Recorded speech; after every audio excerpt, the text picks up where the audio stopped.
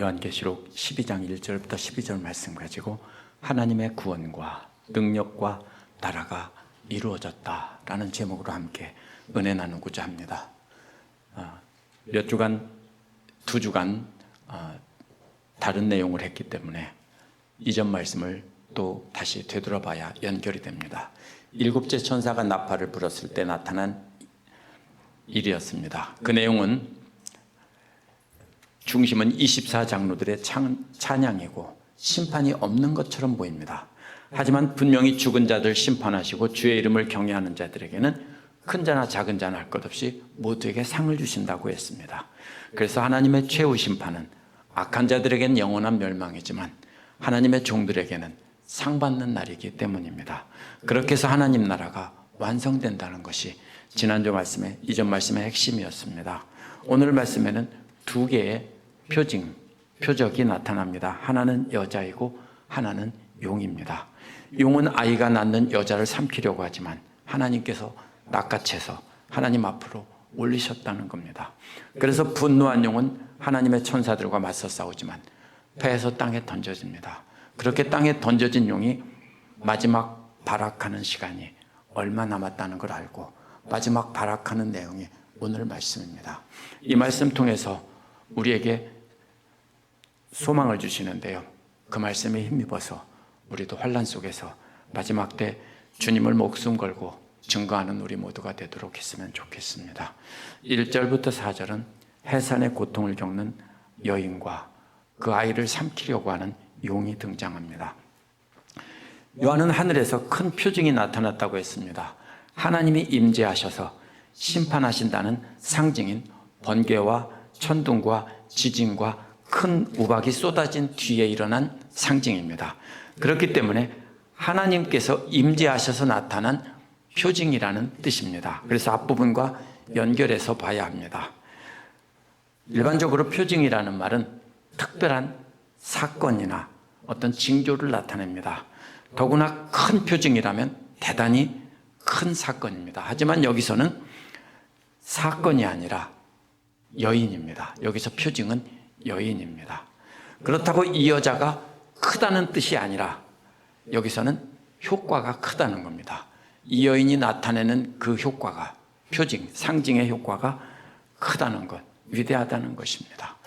그 여자는 해를 옷처럼 둘러 감싸고 입고 있었다고 했고요, 달을 발밑에 밟고 있었고 머리에는 12별에 박힌 면류관을 쓰고 있었다고 했습니다. 무엇일까요, 이게요?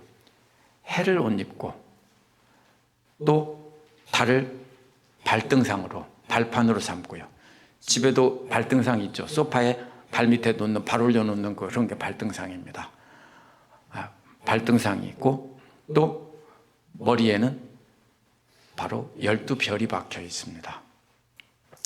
이것은요, 구약에서 해를 옷 입고 있다, 해처럼 빛난다는 것은 하나님의 형상을 묘사할 때 쓰는 말입니다. 그래서 불기둥이나 빛 이런 것들은 전부 하나님을 묘사할 때 쓰는 말입니다.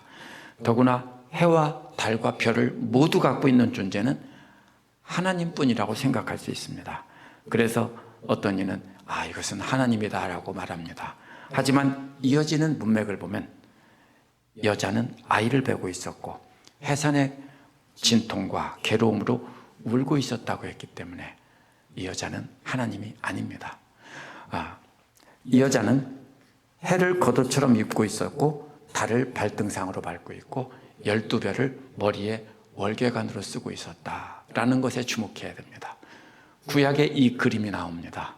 창세기 37장 9절에 보면 요셉이 한 꿈을 꿀 때 해와 달과 11개의 별들이 자신에게 절하는 꿈을 꾸었다고 했습니다.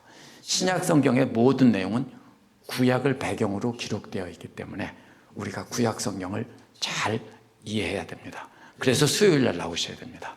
그래서 수요일 날 나오셔야 신약 성경을 이해할 수 있습니다. 그래서 보면은요, 창세기 37장에서 해와 달은 부모를 뜻하고 11개 별은 자녀를 뜻하는 것으로 이렇게 요셉의 부모들이 해석했습니다. 그래서 우리와 네 형들이 네게 절하랴 이렇게 했습니다. 잠언 17장 6절에서도요. 손자는 노인의 면류관이라고 했습니다. 그렇기 때문에 12별은 분명히 12별이 박힌 면류관은 자손들을 뜻하는 것이고 해와 다른 부모나 이런 조상들을 뜻하는 것입니다. 바울도요. 영적 자녀들을 나의 면류관이라고 불렀습니다. 그렇다면 12별이 박힌 면류관은 이런 구약 성경의 구절에 비춰본다면 야곱의 12아들을 상징하는 것입니다. 본래 이러한 면류관은 이스라엘의 12지파를 상징하는 것이었습니다. 더 나아가서 해와 달과 달은 아브라함과 이삭이고 또 요셉의 부모들이고 별들은 그 12아들로 이렇게 이해할 수 있습니다.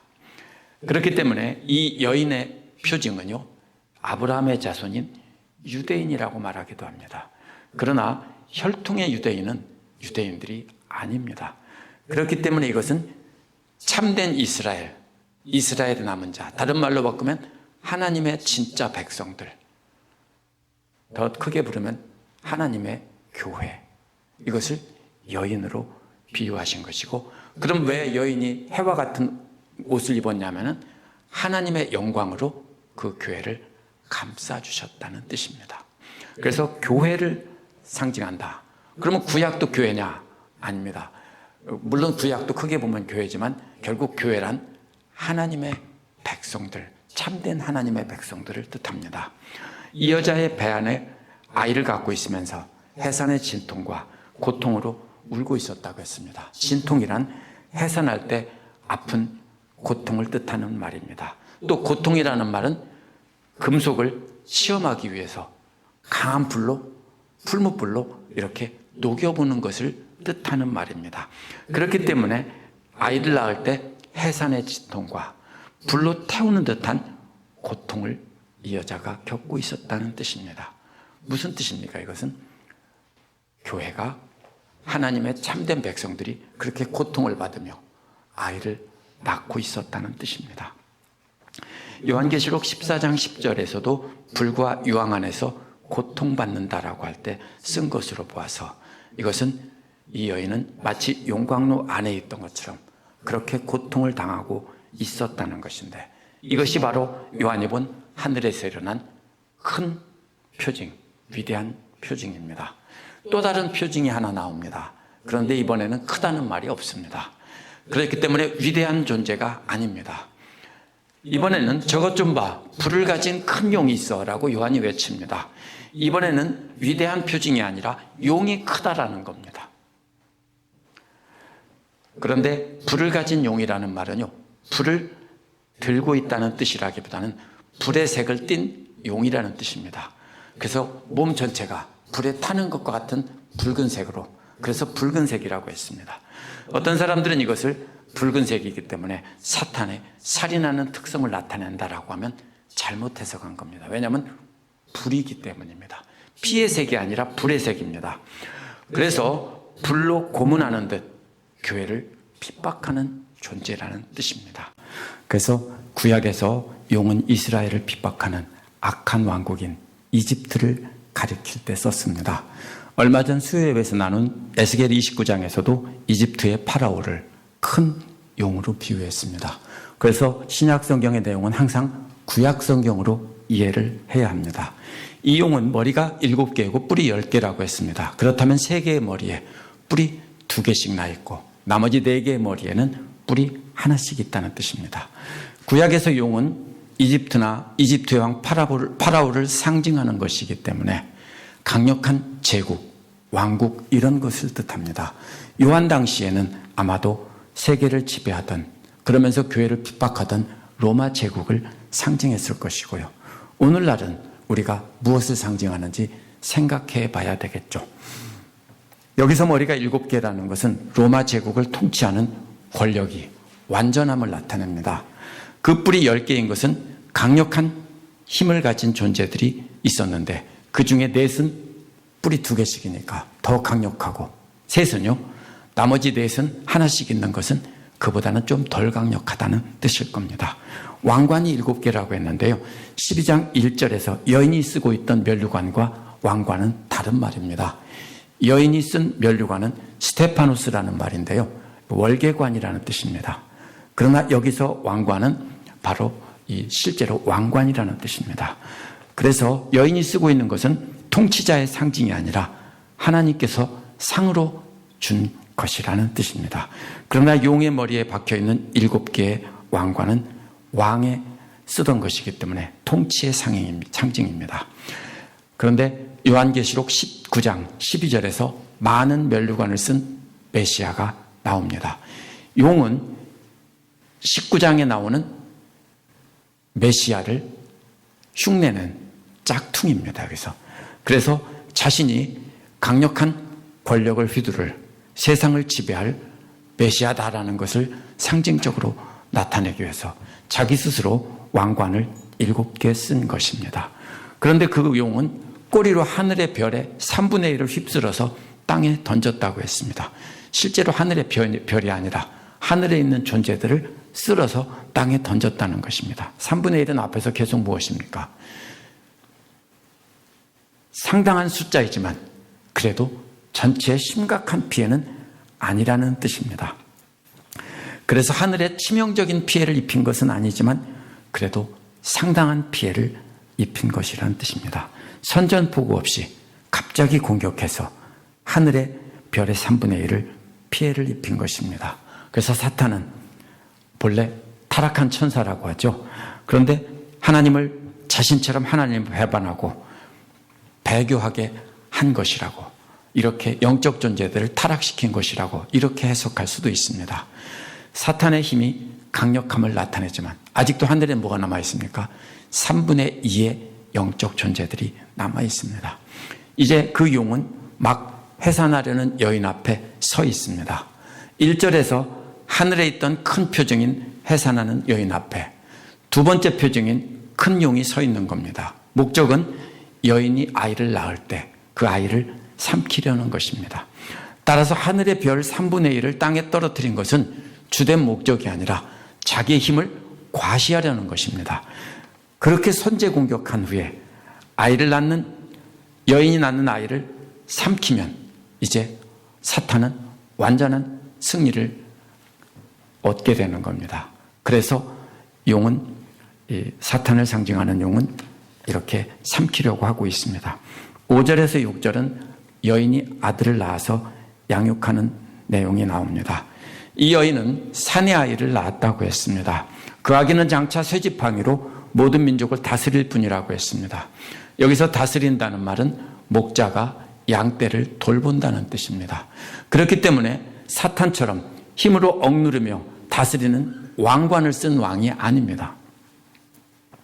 이 아기는 장차 온 세상 모든 민족을 푸른 초장과 쉴만한 물가로 인도하실 목자입니다. 그래서 목자가 지팡이를 들고 있습니다. 그런데 쇠지팡이라고 했기 때문에 이것은 아주 대적들은 그것으로 쇠지팡이로 모두 물리치시면서 양떼들은 안전하게 보호하신다는 뜻입니다.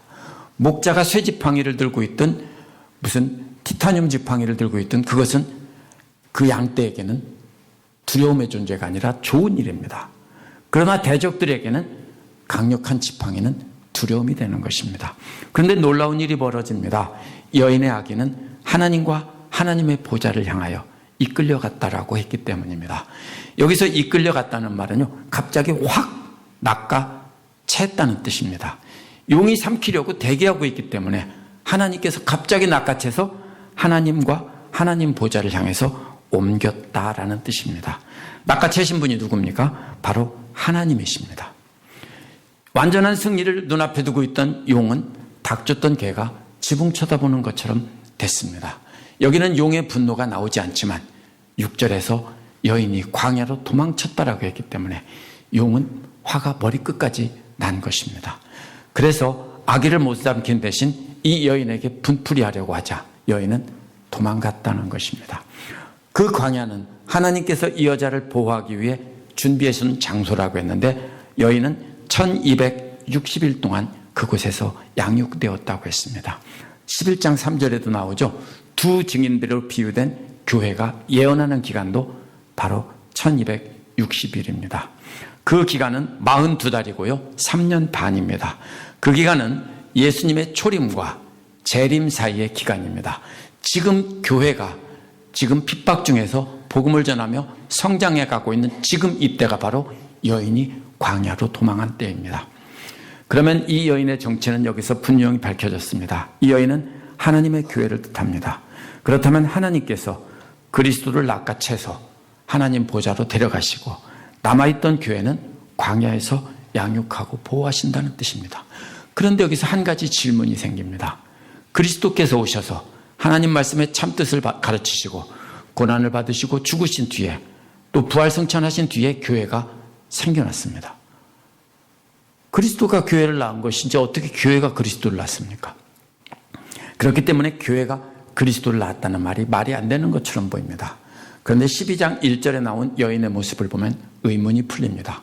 그 여인은 신약의 교회가 아니라 구약의 참된 하나님의 백성을 상징하는 것입니다. 신약의 교회는 구약과 단절된 것이 아니라 구약에서 하나님의 백성들, 아브라함과 이삭과 야곱과 요셉의 하나님, 다윗의 하나님, 그렇게 하나님의 참된 백성들로 이어오는 그 백성들이 바로 이 여인이고요. 그 교회는 신약 시대에도 예수 그리스도의 몸된 교회로 이어진 것입니다. 그래서 이것을 아브라함과 이삭과 야곱과 12아들을 상징하는 해와 달과 12별의 표징으로 이 여인을 보여준 것입니다. 그래서 신약의 교회는 구약의 하나님의 백성과 단절된 것이 아니라 계속 이어지는 것입니다. 그러므로 참된 하나님의 백성들인 참된 하나님의 공동체가 그리스도를 낳았다라는 뜻입니다. 사탄은 그리스도를 단숨에 삼켜서 하나님의 구원 사역을 이루지 못하게 하려 했습니다. 그러면 사탄의 완전한 승리로 끝납니다. 사탄의 목적은 뭡니까? 온 세상 모든 영혼들을 다 멸망시키는 겁니다. 근데 하나님의 목적은 무엇입니까? 구원하는 것입니다. 그래서 사탄은 헤롯을 통해서 아기들을 모두 죽이게 해서 완전히 삼키려고 한 것입니다. 그래서 하나님께서는 낚아채서 이집트로 옮기신 겁니다. 사탄은 40일 동안 금식하신 예수님을 시험해서 완전히 삼키려고 했는데 역시 실패했습니다. 십자가에 달아 죽임으로 완전히 삼키려고 했지만 역시 실패했습니다. 하나님께서 부활하게 하셔서 영광 가운데 승천하게 함으로 하나님께서 완전히 낚아채서 하나님의 보좌 앞으로 옮기셨다는 겁니다. 그래서 그리스도의 부활 승천하신 뒤에 교회는 이 땅에 외롭게 남았습니다. 그래서 예수님이 뭐라고 했습니까? 대신 성령을 보내신다고 한 거죠. 그래서 하나님께서는 광야로 이 여인을 옮기셔서 보호하신 겁니다. 이 기간은 마귀가 지배하는 것처럼 보입니다. 그런데 이 마귀는 하늘에서는 쫓겨나서 이 땅에 있는 겁니다. 이 기간은 하나님께서 교회를 보호하시며 양육하셔서 복음을 전파하게 하는 기간입니다. 지금도 세상을 보면 우상숭배가 판을 치고 사탄이 세상을 지배하는 것처럼 보입니다. 그렇죠? 온 세상에 안 믿는 사람 천지입니다. 하지만 교회는 피난처 같은 광야에서 세상에서 보호를 받으며 복음을 전파하며 성장하고 있습니다. 이러한 광야는 출애굽 때 하나님께서 이스라엘 백성을 인도하시고 먹이시던 것과 같습니다. 광야는 단순히 보호를 받는 안전한 곳이 아닙니다. 광야는 사나운 동물들과 악한 영들이 가득한 곳입니다. 그 마태복음 10장에서도 뭐라고 합니까? 귀신들이 물 없는 광야를 찾아다닌다고 했던 것이 바로 그것입니다. 광야는 사나운 짐승들도 있고 악한 귀신들이 존재하고 있다고 믿고 있는 곳입니다. 그런데 하나님께서 보호하고 인도하지 않으면 살아남을 수 없는 곳이 광야입니다. 왜냐하면 광야에는 먹을 게 아무것도 없습니다. 있긴 있겠죠. 메뚜기와 석청 같은 게 있겠죠. 교회도 하나님의 인도와 보호가 아니면 살아남을 수 없는 위험한 세상에 존재하고 있다는 것입니다. 그렇기 때문에 광야는 하나님의 언약의 백성들이 하나님과 함께 있는 장소이면서 동시에 사탄과 함께 있으면서 사탄이 누리고 있는 곳입니다. 침례 요한도 광야에서 죄사함의 회개를 외쳤습니다. 예수님께서 기도하실 때도 광야에서 기도하시다가 사탄의 유혹을 받으셨습니다.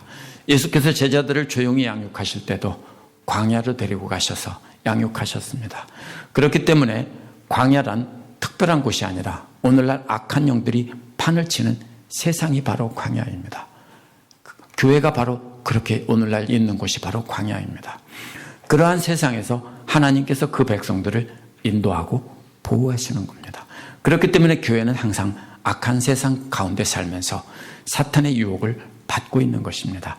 교회는 그런 상태에서 믿음의 정결함을 지키며 복음을 전파하며 성장해 갑니다. 7절에서 12절은 갑자기 하늘에서 일어난 전쟁이 나옵니다. 7절에서 12절은 6절과 1절에서 6절과 전혀 연결이 안 되는 것처럼 보입니다. 갑자기 하늘에서 일어난 전쟁을 말하고 있기 때문입니다. 그래서 어떤 사람들은 요한은 자신이 본 환상 두 가지를 연결을 못 시켰다, 실수했다 이렇게 해석합니다. 그러나 이것은요 잘못 이해한 것입니다. 앞부분에서 용이 여자를 삼키려고 했는데 하나님이 갑자기 낚아채서 삼키지 못하고 용이 잔뜩 화가 난 장면과 연결해서 읽어야 합니다. 태어난 아기인 메시아 예수 그리스도를 죽이지 못해서 빼앗겨서 화가 잔뜩 난 용이 하늘에서 전쟁을 일으켰다는 뜻입니다. 하늘에서 일어난 전쟁은 사탄의 천사들과 용의 부하들 간에 일어났다고 했는데 원어는 똑같이 천사들입니다. 하나는 미가엘의 천사들이고 하나는 용의 천사들입니다. 우리가 천사라는 말은 하나님의 천사라고만 생각하기 때문에 그렇게 번역한 겁니다. 미가엘은 하나님의 천사장으로 자신의 부하들을 이끌고 사탄의 부하들과 맞서 싸운 것입니다. 앞에서 용이 꼬리로 하늘의 별 3분의 1을 떨어뜨린 것은 마치 진주만 폭격처럼 갑작스럽게 공격한 것입니다. 그러나 이번에는 정식으로 준비해서 선전포고를 하고 맞서 싸우는 것입니다. 그러나 용과 그의 부하들은 하나님의 천사들 미가엘과 그의 부하들을 당해낼 힘이 없었다는 겁니다. 그래서 더 이상 하늘에 있을 장소를 발견하지 못했다고 했습니다. 이것은 하늘에서 스타워즈의 한 장면 같은 전쟁이 벌어졌다는 뜻이 아닙니다. 사탄이 하나님과 맞서 싸운 영적 전쟁을 상징적으로 표현한 것입니다. 앞에서는 용이 하늘의 별 3분의 1을 땅에 내던졌다고 했는데 이번에는 용이 미가엘의 군대에 패해서 쫓기다가 잡혀서 땅에 내던져졌다고 했습니다. 이 승리는 그리스도의 대속적인 죽음과 복음 전파의 승리를 뜻하는 것으로 뒤에서 나옵니다. 그렇기 때문에 실제 전쟁이 아니라 영적 전쟁이고 예수 그리스도의 승리를 뜻하는 것입니다. 누가복음 10장에서도 예수께서 사탄이 하늘에서 번개처럼 떨어지는 것을 보았다라고 했습니다. 예수께서 살아계실 때 별이 떨어지는 걸 보았기 때문에 사탄이 떨어지는 것을 보았기 때문에 이것과 연결이 안 된다고 생각하기 쉽습니다. 그러나 이것은 예수께서 그렇게 말씀하신 것도 자신이 죽으시고 부활하심으로 일어날 일을 그렇게 과거형으로 말한 것입니다. 그 용을 큰 용이라고 했고 옛 뱀이라고 했습니다. 옛 뱀이 누굽니까? 창세기 3장 1절에서 하와를 유혹하던 그 뱀이라는 뜻입니다. 악마라고도 하고 사탄이라고도 합니다. 악마는 그리스어로 이간질하는 자라는 뜻이고요. 사탄은 히브리어로 대적자, 하나님의 대적자라는 뜻입니다. 사탄은 온 세계를 미혹하던 자라고 했는데 여기서 세계라는 말은 지구 전체를 뜻하는 게 아니라 당시 로마 제국이 통치하던 그 전 세계를 뜻하는 말입니다. 왜냐하면 그 사람들의 세계관에서는 그게 세계였기 때문입니다. 그러나 오늘날은 온 세상 만물입니다. 요한 당시 로마 제국 전체를 멸망으로 이끌던 자가 바로 사탄이라는 겁니다. 사탄을 뜻하는 그 용이 천사들과 함께 땅에 던져졌는데요. 왜 그러냐면 그리스도의 부활과 승천으로 더 이상 하늘에서는 택함받은 자를 고소할 수 없게 되었습니다.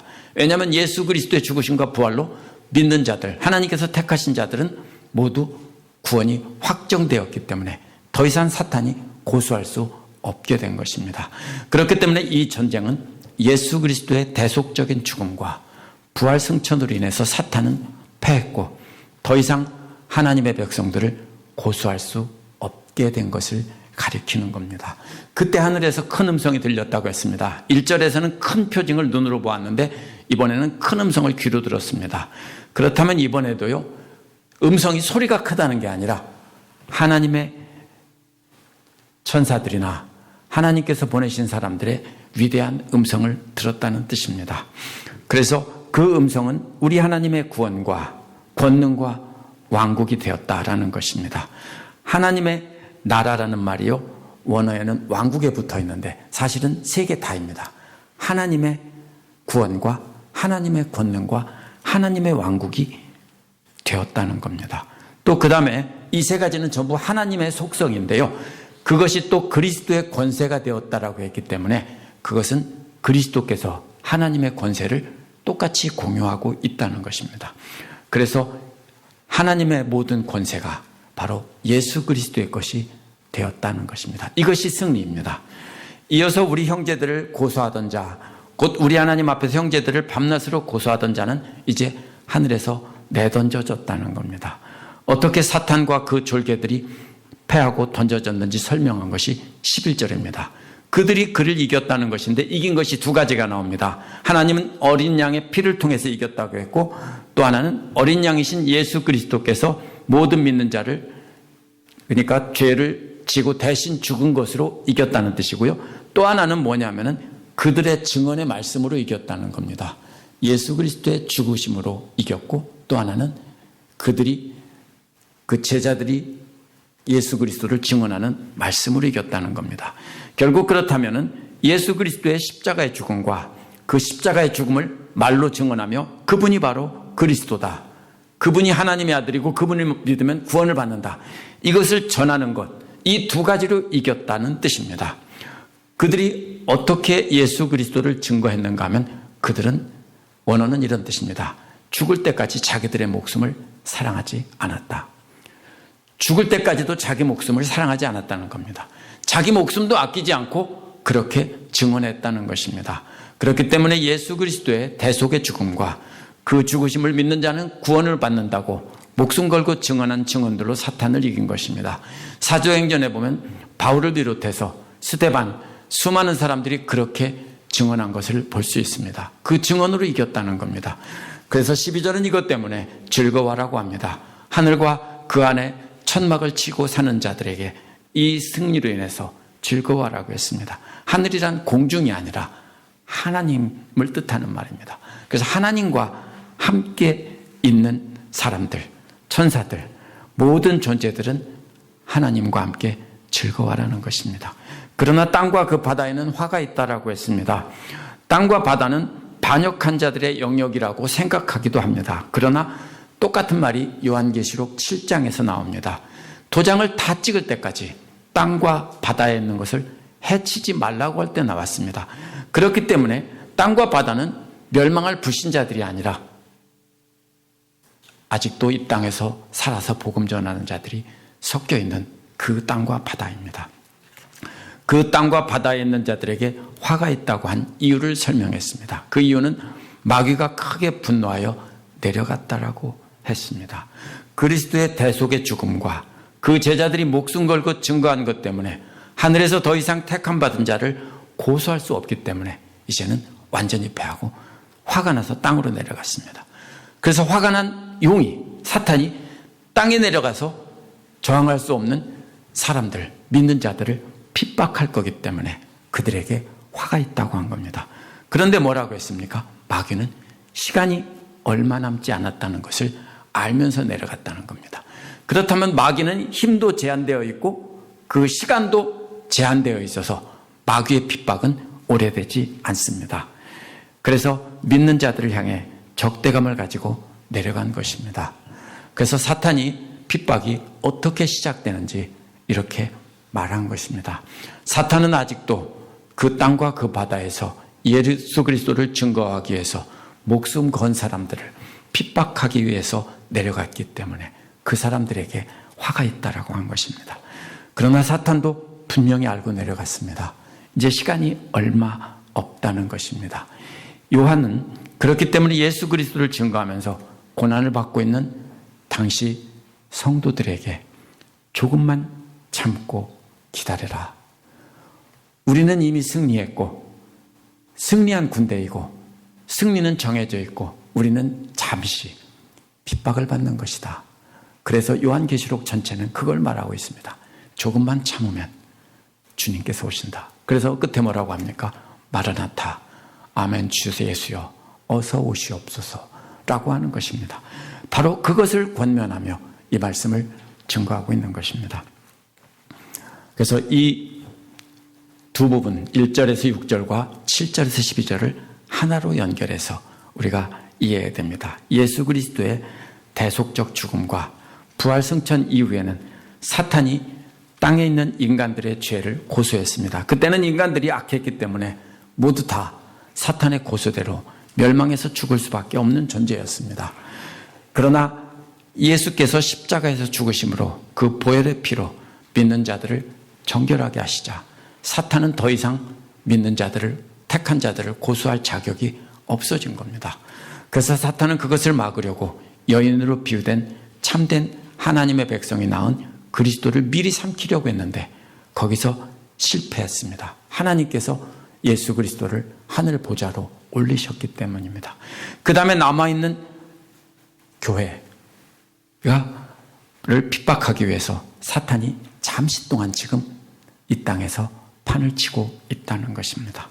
오늘 말씀에 나온 사탄은 하나님의 군대가 사탄이 전쟁을 벌이는 장면이 나옵니다. 여기서 주목해야 될 것은 두 가지로 이겼다라고 했습니다. 11절에 보면요. 하나는 어린 양이신 예수 그리스도의 십자가에서 흘리신 죽으심에 대속의 죽으심으로 이겼다고 했고 다른 하나는 그것을 증거하는 목숨 걸고 증거하는 증인들의 증언으로 이겼다라고 했습니다. 여기서 우리가 주목해야 되는 것입니다. 그렇다면 사탄은 이미 예수 그리스도께 완전히 패했고 하늘에서 힘을 잃고 그 잔당을 이끌고 우리를 핍박하며 마지막 발악을 하고 있습니다. 그것이 바로 지금 나오는 그 기간입니다. 지금 그 기간이 바로 이 여기서 정해진 기간 동안 1260일 3년 반이라는 기간은 그렇게 정해진 것입니다. 그렇다면 이제 승리는 확정되었고 이미 패한 무리들은 잔당을 모아서 마지막 발악을 하고 있는 중입니다. 요한이 본 환상에서 보면 그 증인들은 자기들 목숨조차도 사랑하지 않았고 싸웠다고 했습니다. 그렇다면 우리가 해야 되는 일이 여기서 분명해집니다. 우리도 예수 그리스도의 죽으심과 부활을 증언하는 일에 목숨 걸어야 하는 것입니다. 우리의 증언으로 한 사람이라도 마귀의 손에서 건져내야 하는 것입니다. 그것이 바로 이미 하나님의 구원과 능력과 나라를 우리 주께서 가지셨는데 그 나라를 완성하는 길인 것입니다. 기도하겠습니다.